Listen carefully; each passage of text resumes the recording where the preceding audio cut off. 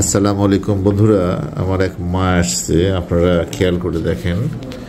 ওনার হাজবেন্ডের সামনে অটোমেটিক ওনার হাত এভাবে কেটে যায় এবং এটা সম্পূর্ণ শরীর পর্যন্ত আছে, ওনার গোটা বডিতেই এরকম আছে, পা থেকে মাথা পর্যন্ত। আপনার ওই হাতটা দেখি বাবা। বর্তমানে ওনার এই হাতে রক কেটে ফেলার জন্য একদম সম্পূর্ণ কাট দেওয়া ছিল। এটা ওনার মোবাইলের ছবি। এখন তো ব্যান্ডেজ করা আছে, আদার্স হচ্ছে ওনার বডিতে পুরোটাই এরকম করা আছে। তো আমরা আজকে ওনার চিকিৎসা করলাম, ইনশাল্লাহ আজকে থেকে ওনার সব কিছু সুস্থ হয়ে যাবে।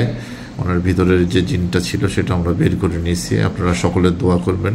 বাবা, আপনি তো সরাসরি দেখছেন যে এটা কিভাবে হয়েছে।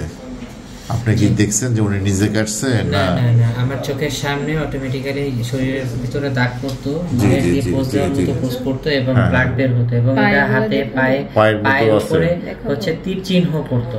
দেখি দেখি পায়ের দেখি বাবা, বেশি দূর দেখাতে হবে না, অল্প দেখাতে হবে।